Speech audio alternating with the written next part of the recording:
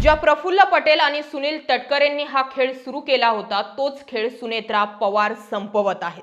पटेल आणि तटकरेंबाबत जे काही घडतंय त्यावरून सुनेत्रा पवारांना जज करण्याआधी सुनेत्रा पवार नेमकं यावर काय स्पष्टीकरण देतात ते ऐकण्याची गरज आहे. सध्या तरी सुनेत्रा पवारांनी पटेल आणि तटकरेंसमोर फक्त दोनच ऑप्शन ठेवलेत. पटेल आणि तटकरेंवरती हा खेळ कधीच बुमरँग झालाय. पवारांची एंट्री जरी झालेली असली तरी वेळ आणि काळ अजूनही विरोधात आहे.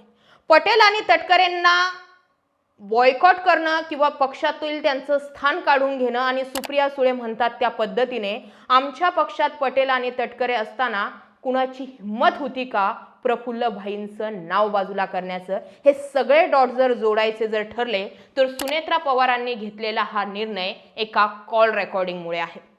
पटेल आणि तटकरेंबाबत अशी कुठली कॉल रेकॉर्डिंग सुनेत्रा पवारांनी ऐकली ज्यानंतर पटेल आणि तटकरेंना गव्हातून खडे बाजूला फेकल्याप्रमाणे बाहेर टाकलं गेलंय हे समजून घेणं गरजेचं आहे. दोनच ऑप्शनवरती सध्या सुनेत्रा पवार खेळतायत आणि त्याच मुद्द्यांवरती आज आपण बोलणार आहोत.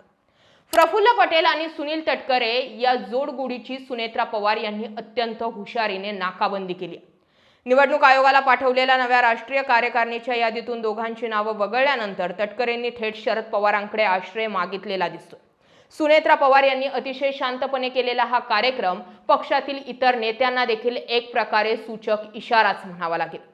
शरद पवारांनी राष्ट्रवादीची स्थापना केली तेव्हापासून हा पक्ष पवार या नावाभोवतीच फिरताना दिसला.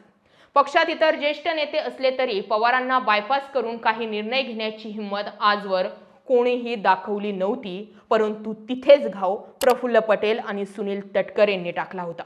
अजित पवारांच्या निधनानंतर ज्या अनैसर्गिक पद्धतीने पक्षावर कमांड मिळवण्याचा प्रयत्न केला ते बघता पक्षात पवार हे सत्ता केंद्रच धोक्यात येतंय की काय अशी शंका निर्माण झाली होती. भविष्यातील हा धोका ओळखूनच सुनेत्रा पवार यांनी पक्षात आपली पकड घट्ट करण्यासाठी पटेल आणि तटकरे यांना अडगळीत टाकल्याची चर्चा राजकीय वर्तुळात सुरू झाली. हा संपूर्ण राजकीय खेळ आता तटकरे आणि पटेलांवरतीच बुमरँग झाला असून शरद पवारांचा जुना अंदाज कसा काय खरा ठरतोय याची चर्चा आपण या व्हिडिओत करणार आहोत. पक्षाच्या राष्ट्रीय अध्यक्षा या नात्यानं सुनेत्रा पवार यांनी निवडणूक आयोगाला पाठवलेल्या पत्रातून प्रफुल्ल पटेल आणि सुनील तटकरे यांना डच्चू देत त्याऐवजी पार्थ आणि जय पवार यांना राष्ट्रीय सरचिटणीस करून धक्कातंत्राचा वापर केला. आता सुनेत्रा पवारांच्या या खेळीमुळे पटेल आणि तटकरेंसमोर नेमके कोणते पर्याय आहेत ते पाहूयात. पहिला पर्याय, पक्षावर पूर्णपणे पवार कुटुंबाचाच होल्ड म्हणजे सुनेत्रा पवार, पार्थ आणि जय पवार यांचाच होल्ड आहे. हे मान्य करून पटेल आणि तटकरे यांना केवळ मार्गदर्शकाची भूमिका स्वीकारावी लागू शकते. पटेल आणि तटकरे यांनी भाजपच्या साथीने पक्षात खिंडार पाडून जी वेळ शरद पवारांवर आणली होती तीच वेळ आता त्यांच्यावर आल्याचं बोललं जातं. शरद पवारांनी वयाचा विचार करून पक्षात आता अजित पवारांसारख्या नेतृत्वाला संधी देत केवळ मार्गदर्शकाची भूमिका पार पाडावी अशी धारणा त्यावेळी पटेल आणि तटकरेंची होती. नरेटिव्हही तेच होतं. सुनेत्रा पवारांच्या या खेळीमुळे आता हे दोन्ही नेते सध्या पक्षात केवळ मार्गदर्शक म्हणून उरतील का हे बघावं लागेल. यालाच म्हणतात कर्म. पर्याय 2, बंडखोरी.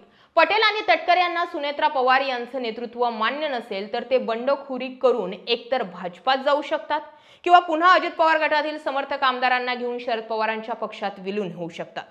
सुनील तटकरे यांनी शरद पवारांची घेतलेली भेट ही याच अँगलचा एक भाग म्हणून समोर आली. परंतु दुसरा एक सूर असाही आहे की पटेल आणि तटकरे हे पक्षात बंड करण्याची शक्यता असली तरी ते भाजपपासून दूर जाऊन शरद पवारांच्या आश्रयाला येणार का? कारण सत्तेपासून दूर गेल्यानं पटेल आणि तटकरे यांचे अनेक अर्थपूर्ण हितसंबंध धोक्यात येण्याची दाट शक्यता आहे. शिवाय सुनील तटकरे यांची कन्या अदिती तटकरे विद्यमान सरकारमध्ये मंत्रिपदावर असल्यानं सत्ता सोडून शरद पवारांच्या गटात सहभागी होणं प्रॅक्टिकली ते स्वीकारणार नाहीत आणि भाजपही तसं होऊ देणार नाही. याला म्हणता सुनेत्रा पवारांनी एका दगडात दोन पक्षी मारले. दरम्यान शरद पवारांनी पूर्वी जे संकेत दिले होते ते आता तंतोतंत खरे ठरतात. जेव्हा सुनेत्रा पवार यांनी उपमुख्यमंत्री किंवा नेतृत्व देण्याच्या चर्चा सुरू होत्या तेव्हा शरद पवारांनी अत्यंत शांतपणे पटेल आणि तटकरे हे त्यांच्या पक्षाचे नेते आहेत, त्यांनी काय ते ठरवावं असं स्टेटमेंट दिलं होतं. शरद पवारांना पुरती कल्पना होती की अजित पवारांच्या निधनानंतर हेच जुने नेते पक्ष आपल्या ताब्यात घेण्याचा प्रयत्न करतील आणि त्यातून पवार कुटुंब विरुद्ध जुने नेते असा संघर्ष होणारच. शरद पवारांचा अंदाज होता की फुटलेल्या गटातील नेत्यांना कितीही मोठी पदं दिली तरी शेवटी कालांतराने सत्ता संघर्ष निर्माण होतोच आज जेव्हा सुनेत्रा पवारांनी पक्षावर पकड निर्माण करण्याचा प्रयत्न करताच प्रफुल्ल पटेल आणि सुनील तटकरेंसारख्या नेत्यांनी आपलाच फणा वर काढला।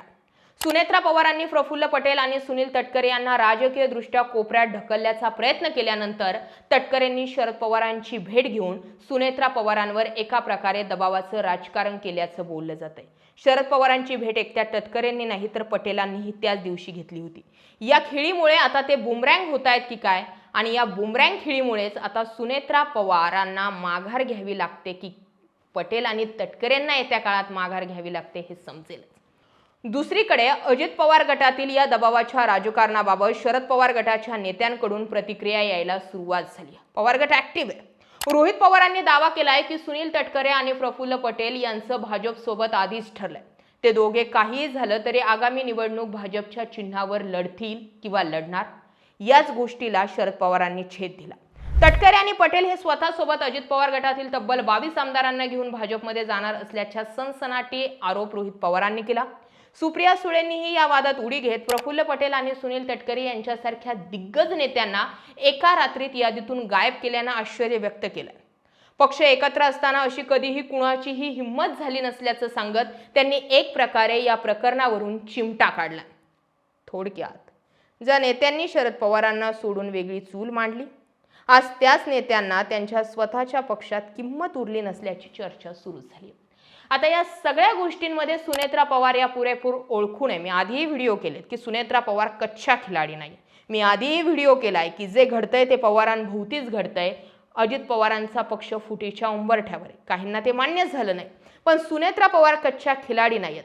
पटेल आणि तटकरेंना पक्षाच्या राष्ट्रीय कार्यकारिणीतून आउट करून सुद्धा पटेल आणि तटकरे फक्त फडफड करू शकतात, या पलीकडे दुसरा कुठलाच ऑप्शन सुनेत्रा पवारांनी त्यांना दिलेला नाही। सत्ता सोडण्याची हिंमत ना पटेल आणि तटकरेंमध्ये, अजित पवार गट नाहीत आणि राष्ट्रीय कार्यकारिणीमध्येही ते नाहीत। म्हणजे अजित पवारांनी ज्या पद्धतीने शरद पवारांचा पक्ष फोडला, ती पक्ष फुटी मागे ही राष्ट्रीय कार्यकारिणी जी होती ती कारण होती। त्या राष्ट्रीय कार्यकारिणीतच जर पटेल आणि तटकरे ठेवले नाहीत तर मग पक्ष फुटीचाही विषय नाही। एकतर भाजप किंवा दुसरे पवार, हे दोन ऑप्शन किंवा मग आहे असे मार्गदर्शकाच्या भूमिकेत राहावं असे सांगून सुनेत्रा पवारांनी हा सगळा खेळ डायव्हर्ट केला।